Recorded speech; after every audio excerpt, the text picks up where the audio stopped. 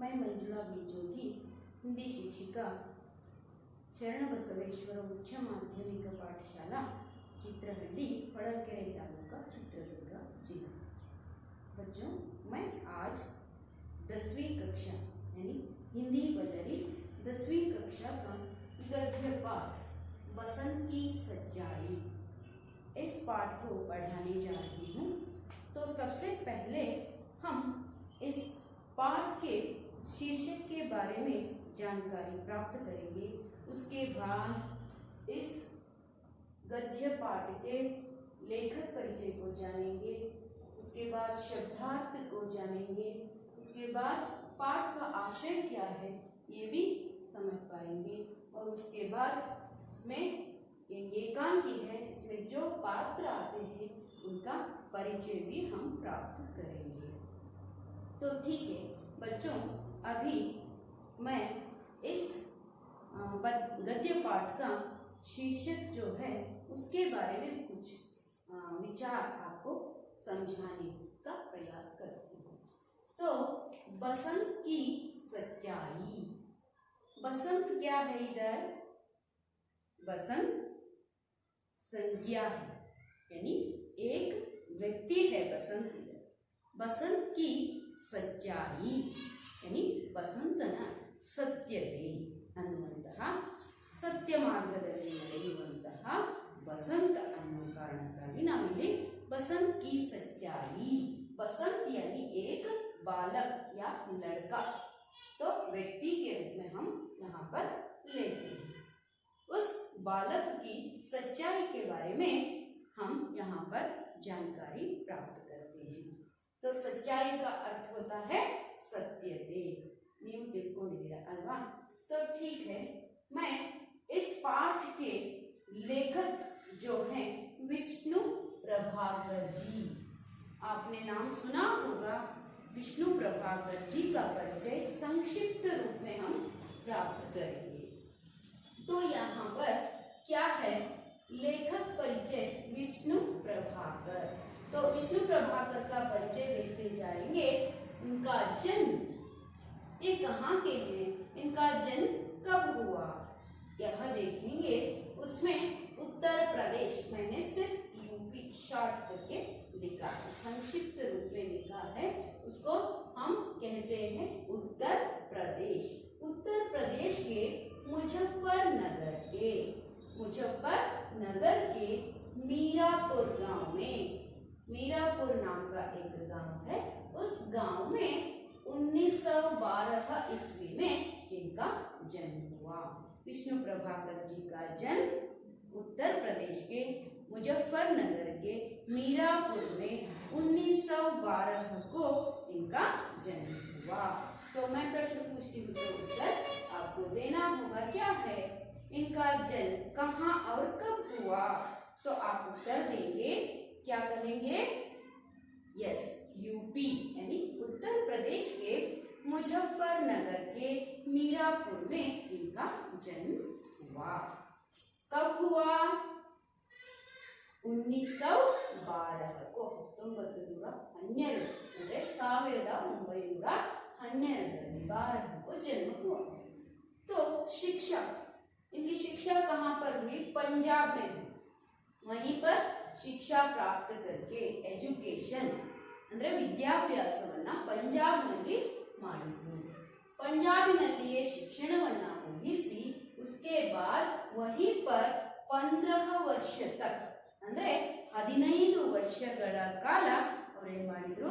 ಸರ್ಕಾರಿ ಕೆಲಸದಲ್ಲಿ ತೊಡಗಿದ್ರು। ಎಲ್ಲಿ? ಪಂಜಾಬ್ನಲ್ಲಿಯೇ ಶಿಕ್ಷಣವನ್ನ ಮುಗಿಸಿ ಸರ್ಕಾರಿ ನೌಕರಿಯನ್ನ 15 ವರ್ಷಗಳ ಕಾಲ ಪಂಜಾಬ್ನಲ್ಲಿ ಮಾಡಿದ್ರು।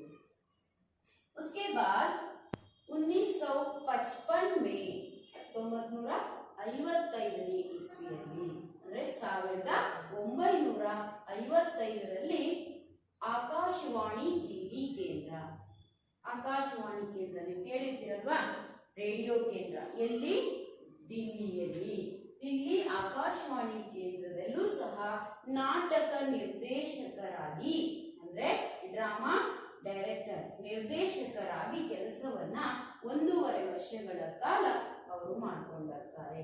ಉಸ್ಕೆ ಬಾದ್ ಅಂದ್ರೆ 15 ವರ್ಷಗಳ ಕಾಲ ಸರ್ಕಾರಿ ನೌಕರಿಯನ್ನ ಪಂಜಾಬ್ನಲ್ಲಿ ಮಾಡಿ ಮುಗಿಸಿ ತದನಂತರದ ಅವಧಿಯನ್ನ ಏನ್ ಮಾಡ್ತಾರೆ, ಡೆಲ್ಲಿ ಆಕಾಶವಾಣಿ ಕೇಂದ್ರದಲ್ಲಿ 1.5 ವರ್ಷಗಳ ಕಾಲ ನಾಟಕ ನಿರ್ದೇಶಕರಾಗಿ ಕೆಲಸವನ್ನ ಮಾಡಿ ಉಸ್ಕೆ ಬಾದ್ ಸ್ವತಂತ್ರ ಸಾಹಿತ್ಯಕಾರ ಕೆ ರೂಪ ಮೇ ಅಂದ್ರೆ ತಾವೇ ಸ್ವತಃ ಸಾಹಿತ್ಯದಲ್ಲಿ ತೊಡಗಿಕೊಳ್ಬೇಕು ಅಂತ ಅಲ್ಲೇನ್ ಮಾಡ್ತಾರೆ, ತ್ಯಾಗ ಪತ್ರ ಅಂದ್ರೆ ರಾಜೀನಾಮೆ ಪತ್ರವನ್ನ ಕೊಟ್ಟು ತದನಂತರ ಸಾಹಿತ್ಯ ಕ್ಷೇತ್ರದಲ್ಲಿ ತಮ್ಮನ್ನ ತಾವು ತೊಡಗಿಸಿಕೊಳ್ತಾರೆ. ಯಾರು? ವಿಷ್ಣು ಪ್ರಭಾಕರ್ ಜಿ. ಹಾಗಾದ್ರೆ ಈ ತರಹ ತನ್ನ ಜೀವನವನ್ನ ಸಾಗಿಸುತ್ತಾ ಬಂದಂತಹ ವಿಷ್ಣು ಪ್ರಭಾಕರ್ ಅವರ ವಿಶೇಷತೆ ಏನಿದೆ ಅನ್ನೋದ್ರ ಬಗ್ಗೆ ಅಂದ್ರೆ यहाँ पर साहित्य की विशेषता क्या है, एक किस प्रकार के लेखक थे, किस प्रकार के साहित्य को अपनाकर लिखा करते थे, उसके बारे में हम जानकारी प्राप्त करेंगे.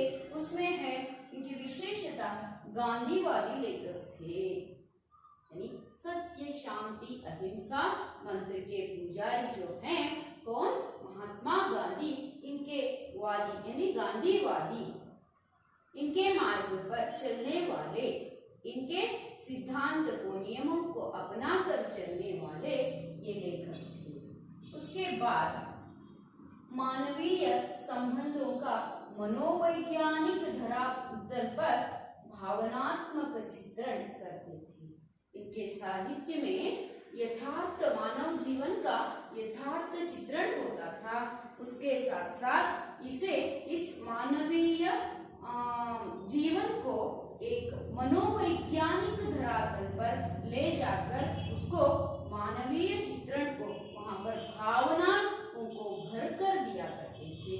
ऐसा भावनाओं को भरकर मानव जीवन के चित्रण में मनोवैज्ञानिक धरातल पर भावनाओं के साथ लिखते थे, भावनाओं को उनमें डालकर व्यक्त करते थे.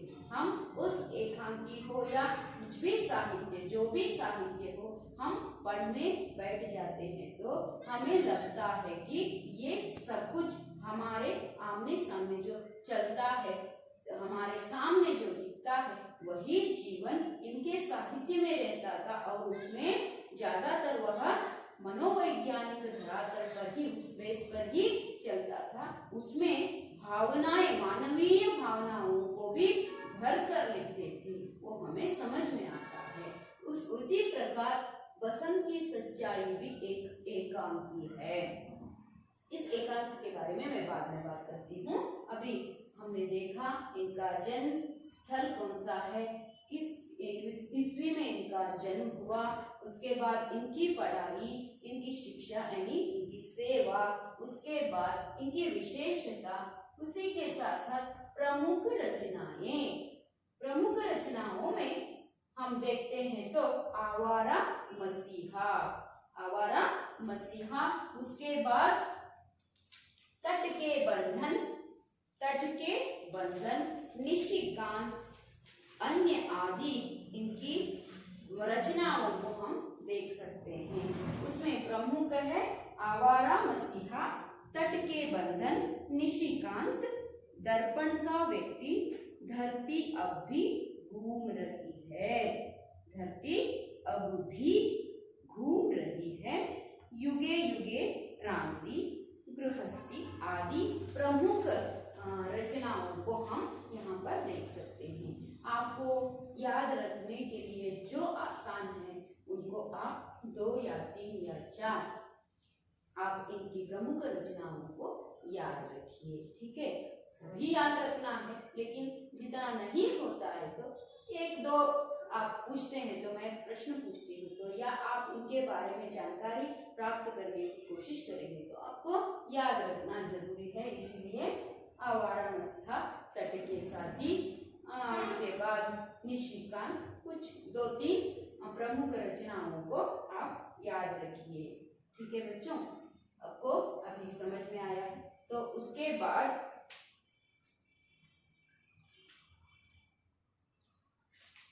इनकी मृत्यु 2009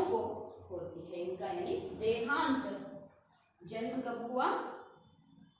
यस, 1912 को इनका जन्म हुआ। इनका देहांत 2009 को इनका देहांत हुआ। एक देखिए, यथार्थ रूप में लिखने वाले लेखकों में मानवीय भावनाएं वहां पर क्या करती हैं, उभर कर आती हैं। तो किस प्रकार मानवीय भावना ये व्यक्त करते थे, हम इस एकांकी में देखते जाएंगे। तो सबसे पहले मैं एकांकी यानी क्या है इसके बारे में मैं आपको समझाती हूँ।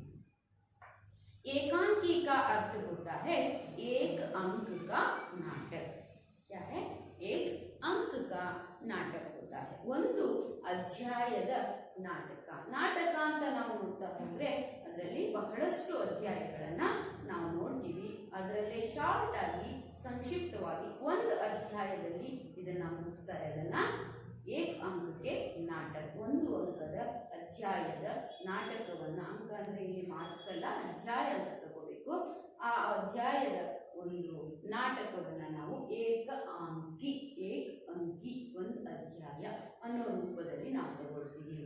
ಹಾಗಾದ್ರೆ ಈ ಏಕಾಂಕಿಯನ್ನ ಬರೆದಂತವ್ರು ಯಾರು ಅಂತ ಗೊತ್ತಾಯ್ತು. ಅವರ ಬಗ್ಗೆ ಸಂಕ್ಷಿಪ್ತ ಮಾಹಿತಿ ಪರಿಚಯವನ್ನ ನೀವು ಮಾಡ್ಕೊಂಡ್ರಿ.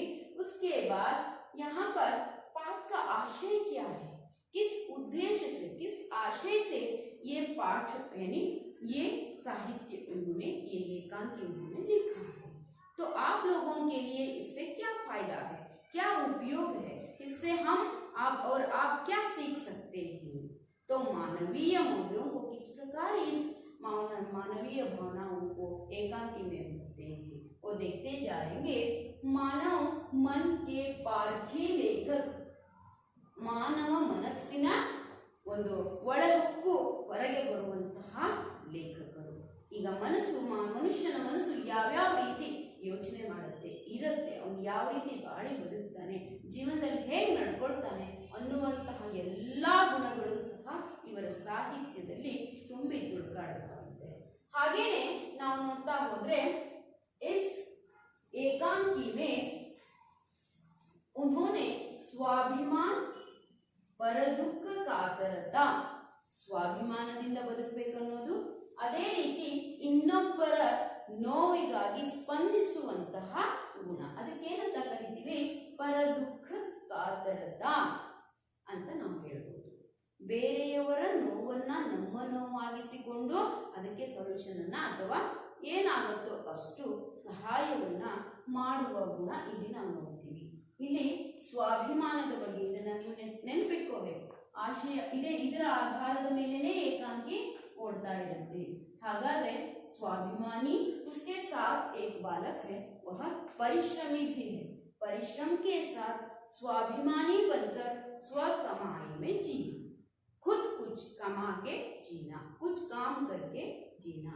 ತನ್ನ ಕೆಲಸವನ್ನ ಸ್ವಾಭಿಮಾನದಿಂದ ಖುದ್ ತನ್ನ ಇದನ್ನ ತಾನೇ ಮಾಡಿಕೊಂಡು ಜೀವನವನ್ನ ಸಾಗಿಸುವುದು ಒಂದು ಕ್ಯಾರೆಕ್ಟರ್ ಇದೆ. उसके साथ साथ पर दुख को देखकर अपना दुख समझकर मदद करने वाला एक पात्र भी उसमें हम देख सकते हैं. जैसी मानवीय भावनाओं का सुंदर चित्रण किया है. यानी स्वाभिमानದ ಒಂದು गुण इरुವಂತದ್ದು, उसके साथ दूसरों के दुख के लिए तरसने वाले यानी मदद करने के लिए सोचने वाला ये चित्रण, इस मानवीय चित्रण को सुंदर रूप में चित्रित किया है. उसके साथ गरीब स्व कमाई से जीने वाला पात्र. ಹಾಗಾದ್ರೆ ಅದರಲ್ಲಿ ಯಾವ ರೀತಿಯ ಕ್ಯಾರೆಕ್ಟರ್ ಅಂದ್ರೆ ಪಾತ್ರ ಇದೆ ಅಂತ ನೋಡ್ಬೇಕು ಅಂತಂದ್ರೆ, ಗರೀಬ್ ಮತ್ತೆ ಬಡವ, ಹಾಗೇನೆ ಸ್ವಕಮಾಯಿ, ಸ್ವಾಭಿಮಾನಿ, ಸ್ವಂತ ತಾನೇ ದುಡಿದು, ಆಮೇಲೆ ಪರಿಶ್ರಮ ಪಟ್ಟು ಸ್ವಾಭಿಮಾನದಿಂದ ದುಡ್ಕೊಂಡು ತಿನ್ನುವಂತ ಬಡ ಬಾಲಕ, ಇಬ್ರು ಬಾಲಕರು ನಾವು ನೋಡ್ತೀವಿ. ಆ ಇಬ್ರು ಬಾಲಕರ ಪರಿಚಯ ಈ ಪಾತ್ರ ನಾವು ನೋಡ್ತೀವಿ. इसमें उसके साथ साथ कंगालों के प्रति हमदर्दी दिखाने वाला पात्र. यानी क्या है, कंगाल ಅಂದ್ರೆ ಜೀವನದಲ್ಲಿ ಕಂಗೆಟ್ಟವರು, ಗರೀಬ್, ಬಡ ಜನರು, ಅವರ ಬಗ್ಗೆ ತನ್ನ ನೋವೆಂದು ತಿಳ್ಕೊಂಡು ಅವರ ನೋವಿಗೆ ಸ್ಪಂದಿಸುವಂತಹ ಒಂದು ಪಾತ್ರವನ್ನು ನಾವು ಈ ಏಕಾಂಗಿಯಲ್ಲಿ ಅನುಸರಣೀಯ ನಾವು ಕೂಡ ಇದನ್ನ ಅನುಸರಿಸಬೇಕು ಆ ರೀತಿ ಈ ಪಾತ್ರಗಳು ನಮಗೆ ಕಂಡು ಬರ್ತವೆ ನೀವು ನೋಡ್ತಾ ಹೋಗ್ತೀರಿ ಏಕಾಂಕಿಯ ಚಿಕ್ಕ ಒಂದು ಅಧ್ಯಾಯದ ನಾಟಕವನ್ನ ನೀವು ನೋಡ್ತಾ ತಿಳ್ಕೊಳ್ತಾ ಹೋಗ್ಬೇಕಾದ್ರೆ ನಿಮಗೂ ಅನ್ಸುತ್ತೆ ಈ ತರನೇ ನಾವು ಕೂಡ ಇರಬೇಕು ಅನ್ನೋ ಭಾವನೆ ನಮ್ಮಲ್ಲಿ ಮೂಡುತ್ತೆ इसीलिए यहाँ पर विष्णु प्रभाकर जी कहते हैं मनोवैज्ञानिक धरातल पर क्या करना है मानवीय मूल्यों को जीवन को चित्रित करना है ऐसे ही साहित्यकार कौन थे विष्णु प्रभाकर थे तो इस एकांकी का पूरा हम ठीक से जानेंगे एकांकी को उसमें कुछ पात्र आते हैं नाटक ಅಂದ ತಕ್ಷಣ ಅದರಲ್ಲಿ ಪಾತ್ರಗಳ ವಿವರವನ್ನು ನಾವು ನೋಡಲೇಬೇಕು ಇದ್ದೇ ಇರುತ್ತೆ ಹೌದಾ ಕ್ಯಾರೆಕ್ಟರ್ ಏನಿದೆ ನೋಡೋಣ पात्र परिचय में बसंत नाम का एक लड़का है वह कैसा है उसका गुण कैसा वो कौन है एक गरीब शरणार्थी लड़का यानी ನಮ್ರತೆಯನ್ನ ಹೊಂದಿರುವಂತಹ ಹಿರಿಯರ ಬಗ್ಗೆ ಗೌರವವನ್ನ ಉಳ್ಳಂತಹ ಒಬ್ಬ ಬಡ ಹುಡುಗ ಇದ್ದಾನೆ ಇಬ್ಬರಿದ್ದಾರೆ ಅದರಲ್ಲಿ ಒಬ್ಬನು ಪ್ರತಾಪ್ ಇನ್ನೊಬ್ಬನು ಬಸಂತ್ ಇವರಿಬ್ರು ಸಹ ಬಡ ಕುಟುಂಬದವರು ಆದರೆ ತುಂಬಾ ಸ್ವಾಭಿಮಾನಿಗಳು ಇನ್ನೊಬ್ಬರಿಗೆ ಗೌರವ ಕೊಟ್ಟು ಬಾಳಿ ಬದುಕುವಂತಹ ವ್ಯಕ್ತಿತ್ವದ ಎರಡು ಕ್ಯಾರೆಕ್ಟರ್ ನಾವು ನೋಡ್ತೀವಿ ಹಾಗಾದ್ರೆ ಈ ಬಸಂತನ ತಮ್ಮ ಯಾರು ಇಬ್ರದು ಒಂದೇ ಕ್ಯಾರೆಕ್ಟರ್ ಆದರೆ ಬಸಂತ್ का छोटा भाई ಇವನು ಸಣ್ಣವನು ಇವನು ದೊಡ್ಡವನು ಈ ಎರಡು ಪಾತ್ರ ನೋಡ್ತೀವಿ उसके साथ साथ पंडित राजकिशोर एक पात्र आता है उधर पंडित राजकिशोर ये कौन है ये एक यानी नेता है यानी गरीबों के प्रति हमदर्दी दिखाने वाला एक पात्र मैंने कहा उधर वो कौन सा पात्र है पंडित राजकिशोर एक नेता गरीबों का मजदूरों का नेता है वो उसके साथ साथ और दो कैरेक्टर्स आ जाते हैं उसमें डॉक्टर तथा दो राह चलते व्यक्ति राह यानी ರಸ್ತೆ ನಾನು ಹೇಳ್ತೀನಿ ರಸ್ತೆಯಲ್ಲಿ ಓಡಾಡುವಂತಹ ಇಬ್ಬರು ವ್ಯಕ್ತಿಗಳು ಜೊತೆಗೆ ಏಕ್ ಡಾಕ್ಟರ್ ಒಬ್ಬ ಡಾಕ್ಟರ್ ಕೂಡ ವೈದ್ಯ ಕೂಡ ಈ ಇದರಲ್ಲಿ ಪಾತ್ರಗಳು ಬರ್ತವೆ ಹಾಗಾದ್ರೆ ನಾವು ಅರ್ಥ ಮಾಡ್ಕೊಂಡು ಸ್ವಲ್ಪ ಈ ಏಕಾಂಕಿಯಲ್ಲಿ ಒಂದು ಅಧ್ಯಾಯದ ನಾಟಕದಲ್ಲಿ ಈ 4-5 ಪಾತ್ರಗಳು ಬರ್ತವೆ ಇದರ ಆಧಾರದ ಮೇಲೆ ಸ್ವಾಭಿಮಾನ ಇದೆ ಬಡತನ ಇದೆ ಬಡತನವಿದ್ದರೂ ಸಹ ದುಡಿದು ತಿನ್ನುವ ಮನಸ್ಸುಗಳಿದ್ದಾವೆ ಆ ಬಡತನದಲ್ಲಿ ಇದ್ದವರನ್ನ ನೋಡಿ ಅವರ ಬಗ್ಗೆ ಕಾಳಜಿ ವಹಿಸುವಂತಹ ಜೊತೆಗೆ ಸಹಾಯವನ್ನ ಮಾಡುವಂತಹ ಒಂದು ಪಾತ್ರ ಕೂಡ ಇದೆ ಹಾಗಾದ್ರೆ ಏನಿದೆ ಕಥೆ ನೋಡೋದಕ್ಕೂ ಮುನ್ನ ನಾವೇನ್ ಮಾಡೋಣ उसमें शब्दार्थ है उनको देखेंगे उसके बाद मैं एकांकी का प्रारंभ करती हूँ या श्री गणेश करती हूँ तो देखेंगे छात्रों इधर देखिए शब्दार्थ में राह राह का अर्थ होता है रास्ता मार्ग पथ ಈ ತರ ನಾವು ಅಂತೀವಿ ರಸ್ತೆ ಮಾರ್ಗ ದಾರಿ ಅಂತ ದಿಯಾಸಲಾಯಿ ಏಕ್ ಶಬ್ದ ಕಾಯಿಸಿ ದಿಯಾಸಲಾಯಿ ಅಂದ್ರೆ ಏನಪ್ಪಾ ಅಂತ ಹೇಳಿದ್ರೆ ನಿಮಗೆ ಗೊತ್ತಿದೆ ಆದ್ರೆ ಅದನ್ನ ಹಿಂದಿಯಲ್ಲಿ ದಿಯಾಸಲಾಯಿ ಅಂತಾರೆ ಅಂತ ಗೊತ್ತಿದೆ ಹಾಗಾದ್ರೆ ಯಾವ್ದದು ಎಸ್ ನೀವು ಹೇಳಿದ್ರ ಬೆಂಕಿ ಕಡ್ಡಿ ಮ್ಯಾಚ್ ಸ್ಟಿಕ್ ಅಂತ ನಾವು ಇಂಗ್ಲಿಷ್ ಅಲ್ಲಿ ಕರಿತೀವಿ ಅದಕ್ಕೇನಂತಾರೆ ದಿಯಾಸಲಾಯಿ ಅಂತ ಕರೀತಾರೆ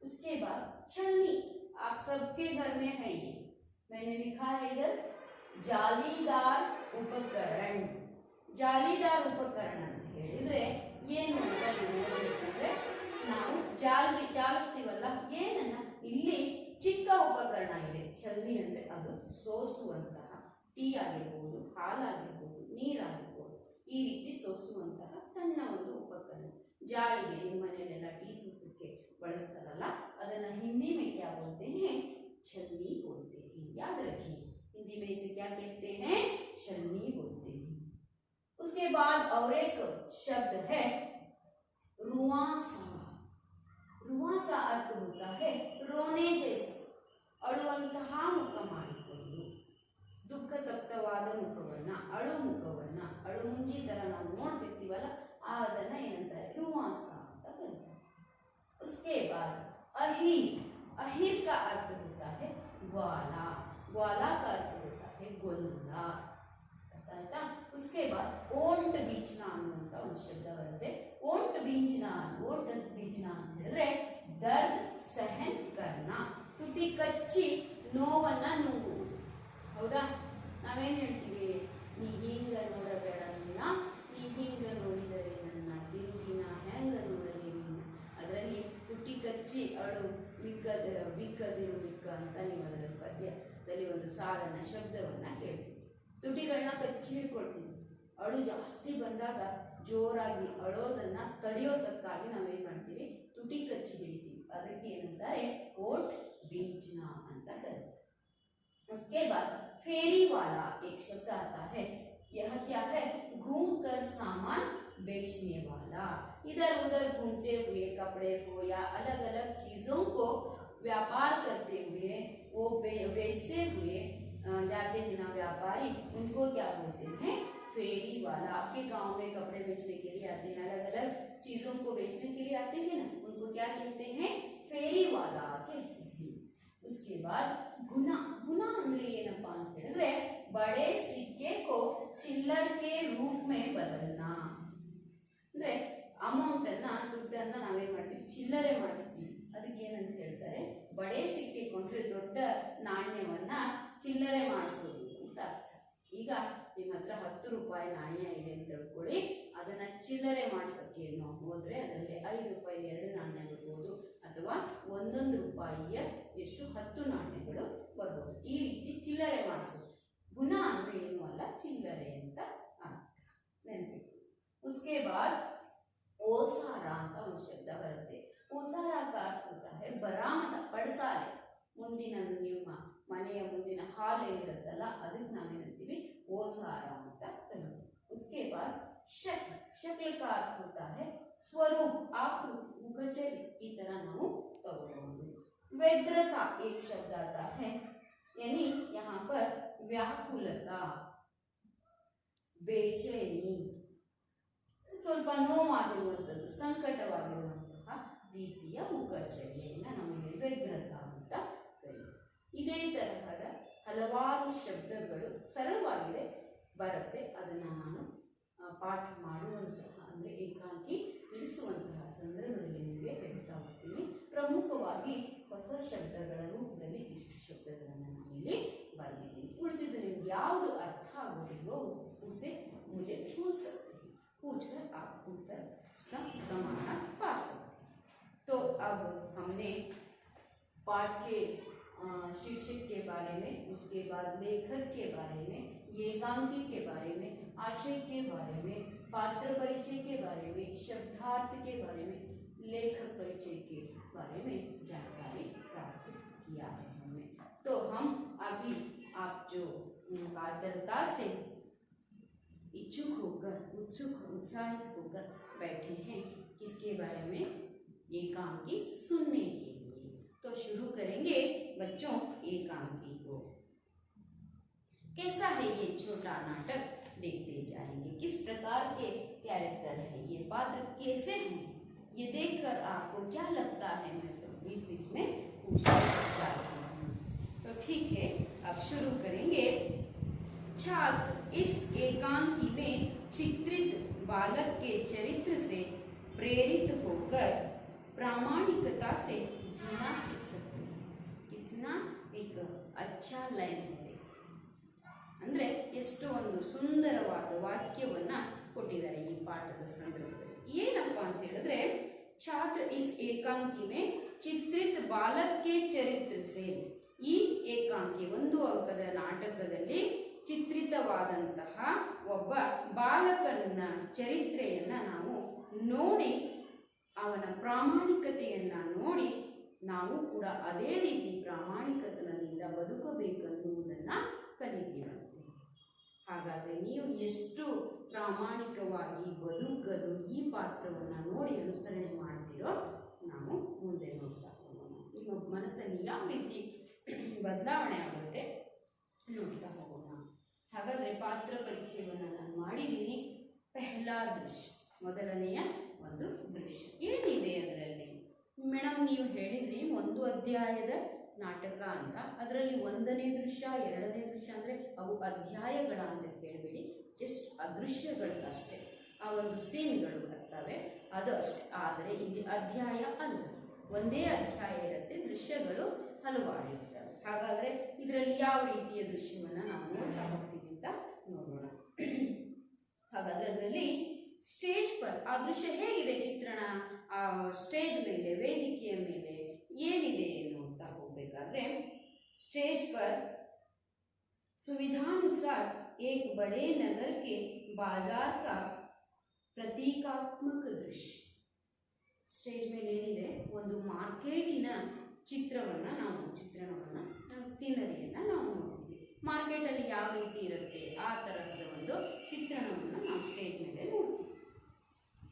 आने जाने लेने देने का शोर, फेरी वालों की पुकार, उन्हीं के बीच में एक लड़का नंगे पैर फटे कपड़े पहने हाथ में सामान संभाले भागता हुआ आता है.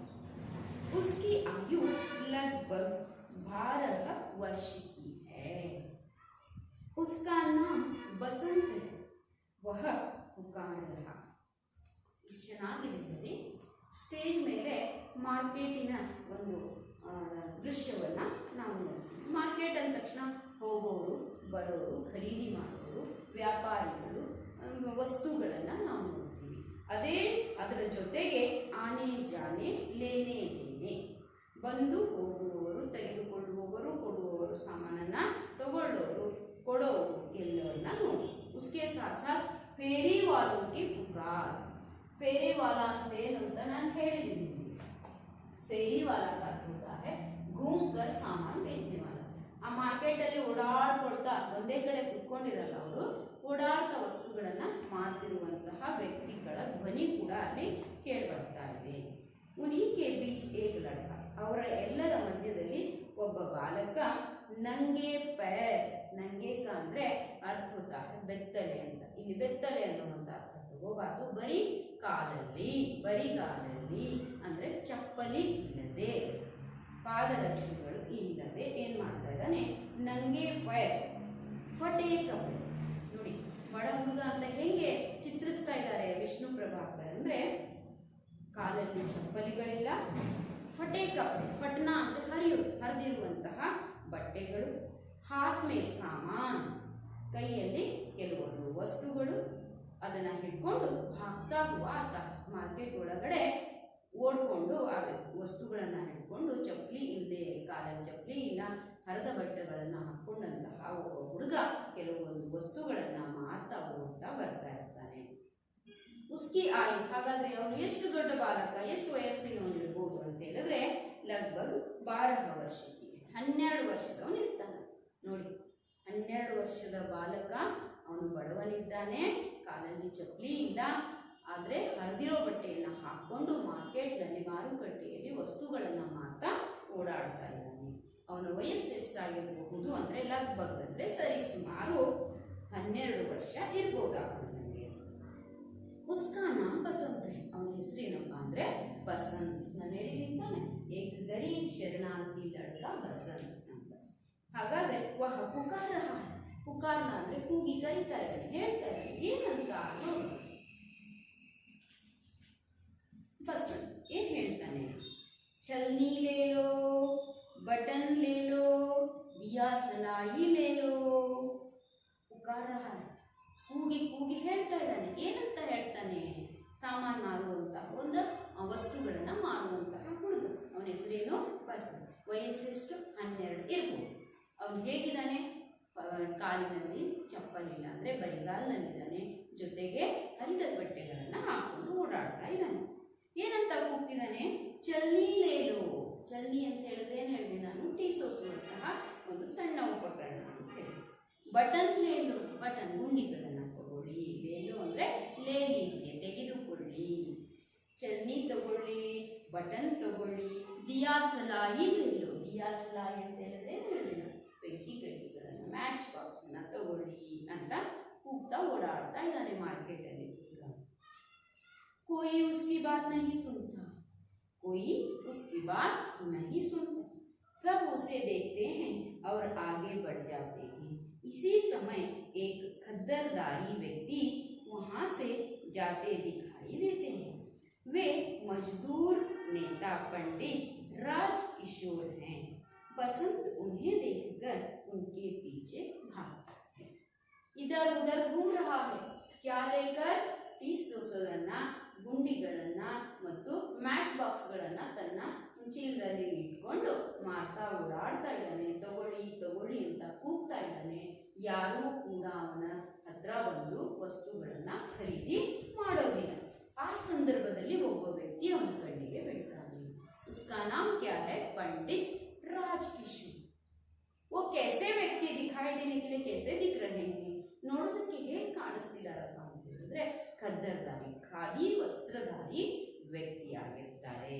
ನೋಡೋದಕ್ಕೆ ಅವರಿಗೆ ಕಣ್ಣಿಗೆ ಬಿದ್ದ ತಕ್ಷಣ ಅವರು ಯಾರಪ್ಪ ಅಂತ ಹೇಳಿದ್ರೆ ಕೂಲಿ ಕಾರ್ಮಿಕರ ನೇತ ಅಂದ್ರೆ ನಾಯಕರಾಗಿರ್ತಾರೆ.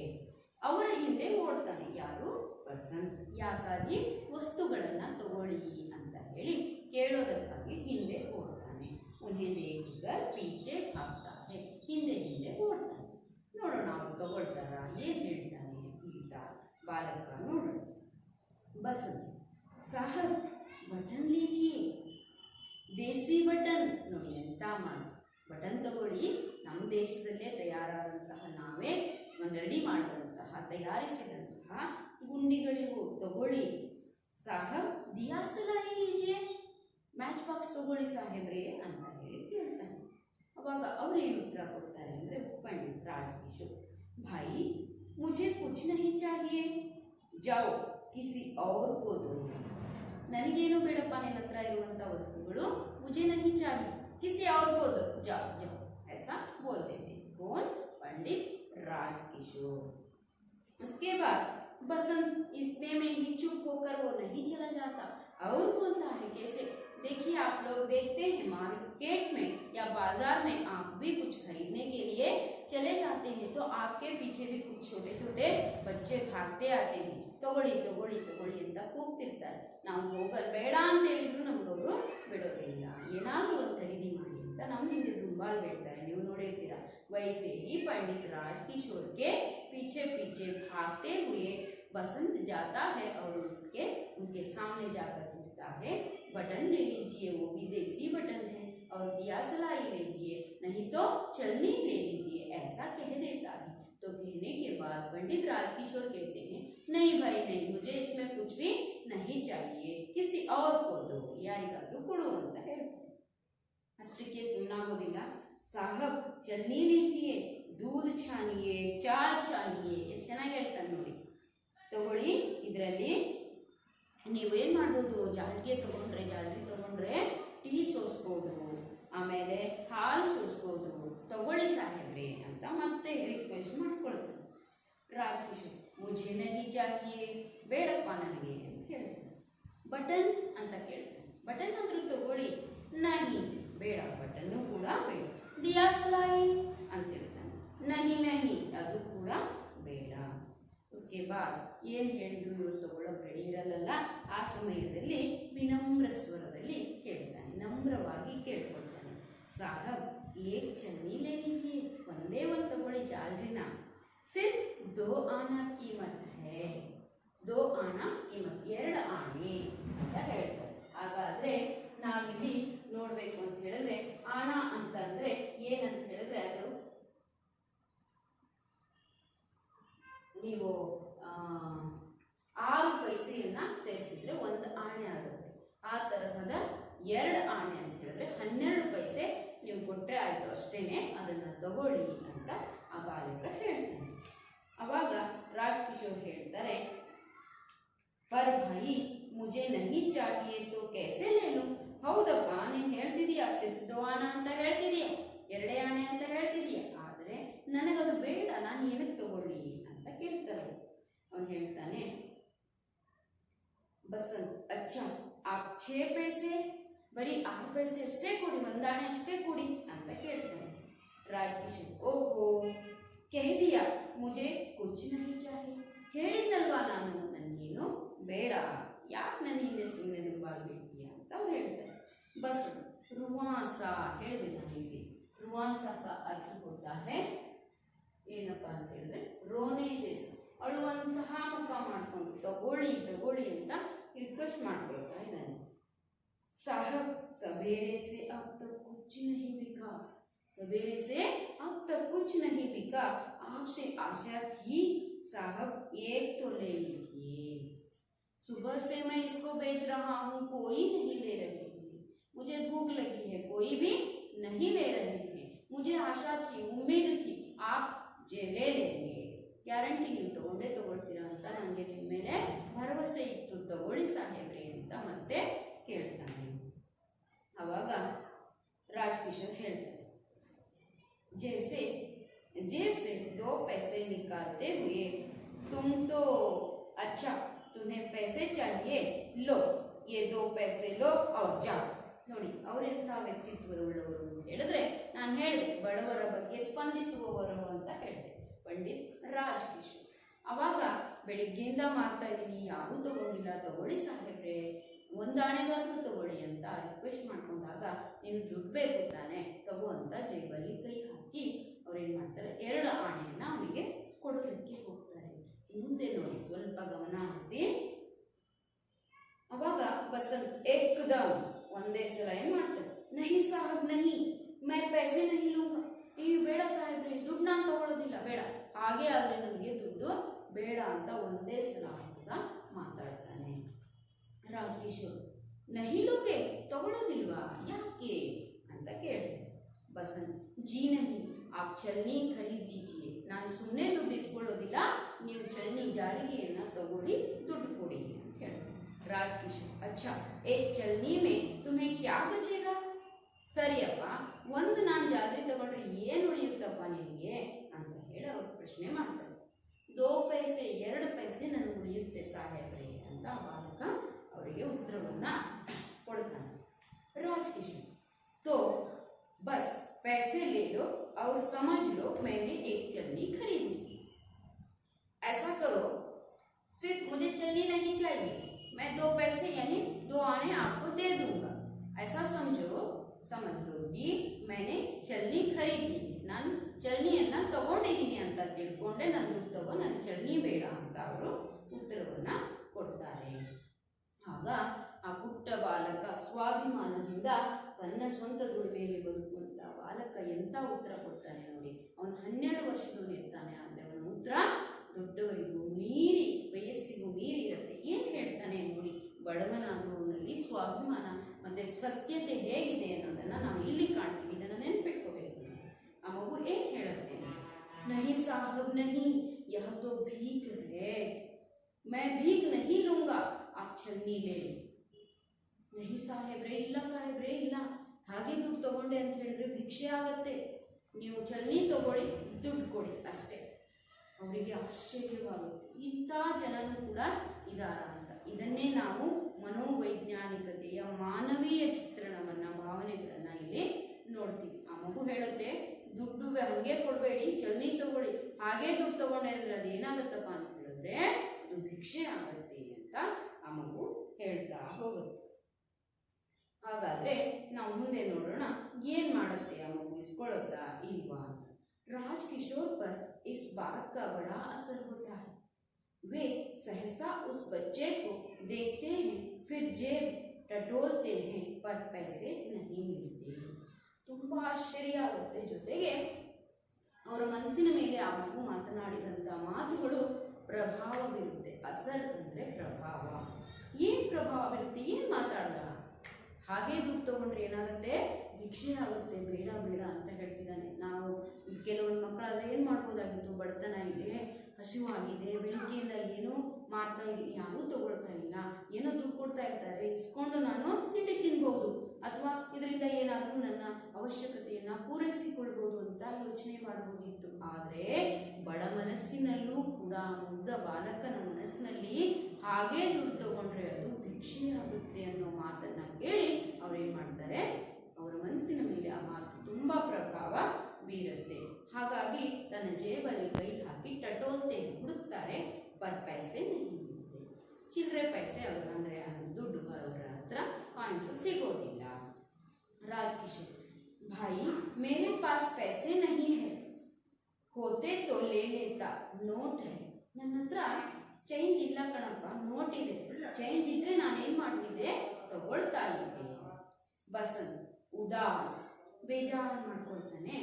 ನೋಟ್ है, पैसे तो मेरे पास भी नहीं है, कुछ बिका ही नहीं. ಬಿಕ್ನಾ ಯಾನಿ ಏನೂ ವ್ಯಾಪಾರ ಆಗಿಲ್ಲ, ನನ್ನ ಹತ್ರನೂ ಚೇಂಜ್ ಏನಾದರೂ ಮಾಡಿ ನಿಮ್ಮ ನೋಟಿಗೆ ಚೇಂಜ್ ಕೊಡೋಣ ಅನ್ನೋದು ನನ್ನ ಹತ್ರನೂ ಕೂಡ ಏನೂ ಇಲ್ಲ. ಯಾಕೆ ಹೇಳಿ, ಬೆಳಿಗ್ಗೆಯಿಂದ ಏನೂ ವ್ಯಾಪಾರ ಆಗಿಲ್ಲ. इसीलिए ये बोल रहा है मेरे पास भी पैसे नहीं है, सुबह से कुछ बेचने के लिए कोशिश कर रहा हूँ, कोई भी नहीं ले रहे, इसलिए आपके पास आया हूँ, तो आप इस प्रकार कह रहे हैं ಅಂತ हमको ಹೇಳುತ್ತೆ. बसंत एकदम नहीं साहब आज ही. राजकिशोर अवाग ಹೇಳ್ತಾರೆ, तभी तो कहता था अच्छा कल ले लूंगा या मेरे घर ले आना, किशनगंज में रहता हूँ. ಕಿಶನ್ಗಂಜ್ ಅನ್ನೋದು ಅವರಿರುವಂತಹ ಒಂದು ಸ್ಥಳ ಪ್ರದೇಶ. ನನ್ನ ಹತ್ರ ದುಡ್ಡಿದ್ರೆ ತಗೊಳ್ತೀನಪ್ಪ, ಚೇಂಜ್ ಇಲ್ಲ, ಹಾಗಾಗಿ ನಮ್ಮ ಮನೆ ಹತ್ರ ಬಾ, ಇಲ್ಲ ಅಂದರೆ ನಾಳೆ ನಾನು ಖರೀದಿ ಮಾಡ್ತೀನಿ ಅಂತ ಅವರು ಹೇಳ್ತಾರೆ. ಅವಾಗ ಆ ಹುಡುಗ ಹೇಳ್ತಾನೆ, ಏಕ್ದಮ್ नहीं साहब आज ही ले लीजिए, ಇಲ್ಲ ಇಲ್ಲ ನಾಳೆ ವಿಷಯ ಇಲ್ಲ, ಇವತ್ತೇ ತಗೊಳ್ಳಿ. आप नोट मुझे दीजिए, मैं अभी बाजार से बुना लाता हूँ. ನೋಟ್ ನನ್ನ ಕಡೆ ಕೊಡಿ, ಚೇಂಜ್ ಮಾಡ್ಕೊಂಡು ಬರ್ತೀನಿ, ಇವತ್ತೇ ತಗೊಳ್ಳಿ. ಯಾಕಂದ್ರೆ ಅವಶ್ಯಕತೆ ಇದೆ ಅವನಿಗೆ ಹೊಟ್ಟೆ ತುಂಬಿಸ್ಕೊಳ್ಳೋಕ್ಕೆ. ಊಟ ಹಸುವಾಗಿದೆ, ಆದರೆ ಹಸಿವನ್ನು ನೀಗಿಸಿಕೊಳ್ಳಲು ನಂತರ ಏನೂ ಇಲ್ಲ. ವಸ್ತುಗಳನ್ನು ಮಾರಬೇಕು, ಅದರಿಂದ ಬಂದಂಥ ದುಡ್ಡಿನಲ್ಲೇ ನಾನು ಏನಾದರೂ ಖರೀದಿ ಮಾಡಿ ತಿನ್ನಬೇಕು ಅನ್ನುವಂಥ ಮನಸ್ಸಿನವನು. ಹಾಗಾಗಿ ನಾನು ಚಿಲ್ಲರೆ ಮಾಡಿಸ್ಕೊಂಡು ಬರ್ತೀನಿ, ತಗೊಂಡು ಬನ್ನಿ, ಕೊಡಿ ಅಂತ ಹೇಳ್ತಾನೆ. ಅವಾಗ ರಾಜ್ಕಿಶೋರ್ ಭಾಯಿ ತುಂಬ್ತೋ ಅಂತ ಹೇಳ್ತಾರೆ. ಅಯ್ಯೋ ಏನು ಗಂಟು ಬಿಡ್ತೀಯಪ್ಪ, ಏನು ಮಾಡೋಣ ನಾನು ಅನ್ನುವಂಥ ಮನೋಭಾವನೆಯಿಂದ ಹೇಳ್ತಾರೆ. ಬಸಂತ್ ಬಸ್ ಮೈ ಯಹ ಆಯಾ, ಏನು ಮಾಡ್ತೀನಿ, ಹೀಗೆ ಹೋಗ್ತೀನಿ, ಹೀಗೆ ಬಂದುಬಿಡ್ತೀನಿ, ತಂದು ಕೊಡ್ತೀನಿ ಚೇಂಜ್ ಅಂತ ಹೇಳ್ತಾನೆ. ರಾಜ್ಕಿಶೋರ್ ಅಚ್ಚ ಲೋ ಗುನಾ ಲಾವೋ ಅಭಿ ಆನಾ. ಸರಿಯಪ್ಪ, ತುಂಬ ಕಾಟ ಕೊಡ್ತಿದ್ಯಾ, ತಗೋ ಈ ನೋಟ್ ತಗೋ, ಚೇಂಜ್ ಬೇಗ ತಗೊಂಡು ಬೇಗ ವಾಪಸ್ ಬಾ. बसंत अभी आया साहब, आप यही ठहरे, अभी पलक मारते ही आया. ಇಲ್ಲೇ ನಿಂತ್ಕೊಳ್ಳಿ, ಕಣ್ಣು ಮುಚ್ಚಿ ಕಣ್ಣು ತೆಗೆಯೋದ್ರೊಳಗೆ ಬರ್ತೀನಿ ಅಂತ ಹೇಳ್ತಾರೆ. ಹೌದಾ, ಅದರ ಅರ್ಥ ಏನು, ಬೇಗ ಬರ್ತೀನಿ ಅಂತ. ಕಣ್ರೆಪ್ಪೆ ಹೊಡೆಯೋದಕ್ಕೆ ಎಷ್ಟು ಟೈಮ್ ಬೇಕು, ಸೆಕೆಂಡಲ್ಲಿ ಬರ್ತೀನಿ, ಬೇಗ ಬಂದುಬಿಡ್ತೀನಿ ಅಂತ ಒಂದು ಸಂದರ್ಭದಲ್ಲಿ ಪಲಕ್ ಮಾರಣ ಅಂದರೆ, ಪಲಕ್ ಅಂದರೆ ರೆಪ್ಪೆ, ಮಾರಣ ಅಂದರೆ ಕಣ್ಣು ಮುಚ್ಕೊಂಡು ಬಿಡೋದ್ರಲ್ಲಿ ನಾನು ಇಲ್ಲಿ ಪ್ರತ್ಯಕ್ಷ ಆಗ್ತೀನಿ, ಬರ್ತೀನಿ ಬಿಡಿ ಅಂತ ಹೋಗ್ತಾನೆ. बसंत नोट लेकर बाजार की ओर भागता है. राजकिशोर वहीं खड़े रहते हैं. धीरे धीरे 15-20 मिनट बीत जाते हैं. जैसे जैसे समय बीतता है वे उत्सुक होकर बाजार की ओर देखते हैं. ನೋಟು ತಗೊಂಡು ಹೋಗಿದ್ದಾನೆ, ಚಿಲ್ಲರೆ ಮಾಡಿಸ್ಕೊಂಡು ಬರೋಕ್ಕೆ ಅಂತ ಹೋದವನು 15 ನಿಮಿಷ ಆದರೂ ಇಲ್ಲ, 20 ನಿಮಿಷ ಆದರೂ ಇಲ್ಲ, ಏನು ಮಾಡೋದು, ಬಂದೇ ಇಲ್ಲ. ಆ ಮಾರ್ಕೆಟಲ್ಲಿ ಅವನು ಯಾವ ಕಡೆ ಹೋಗಿದ್ದಾನೆ ಅದೇ ಕಡೆ ಕಣ್ಣನ್ನು ಹಾಸಿ ವೇಟ್ ಮಾಡ್ತಾ ಇದ್ದಾರೆ, ಕಾಯ್ತಿದ್ದಾರೆ, ಬರ್ತಾನೆ ಬಸ್ಸನ್ನು. ಆ ಬಾಲಕ ಬರ್ತಾನೋ ಅಥವಾ ದುಡ್ಡು ತಗೊಂಡು ವಾಪಸ್ ಹಾಗೆ ಓಡೋಗ್ಬಿಡ್ತಾನೋ, ಅದನ್ನು ನಾವು कल की अवधि में कक्षा में आगे के भाग में हम देखते जाएंगे. अब तक जो मैंने समझाया है आपको समझ में आया है ऐसा समझती हूँ. कुछ भी नहीं है, एक बालक है, एक गरीब शरणार्थी नेता है, और उन दोनों के बीच में चलने वाले कुछ वार्तालाप को हमने सुना. एक गरीब होकर भी वो स्वाभिमानी बनकर, परिश्रमी बनकर अपना पेट पालने की कोशिश करता है, और एक क्या कर रहा है, उसकी ऐसी बात को सुनकर उसके मन पर असर पड़ता है. ये कैसा व्यक्ति, इसीलिए पैसे देने के लिए चला जाता है, उसके पास चिल्लर यानी पैसे ना नहीं होते हैं, वो उसे चिल्लर करवा के लाने के लिए जाता है, वो वापस नहीं आता है. वो क्यों वापस नहीं आता है, अगले भाग में हम देखेंगे. ठीक है बच्चों, मैं यहाँ पर समाप्त करती हूँ, आगे के भाग में देखेंगे. धन्यवाद.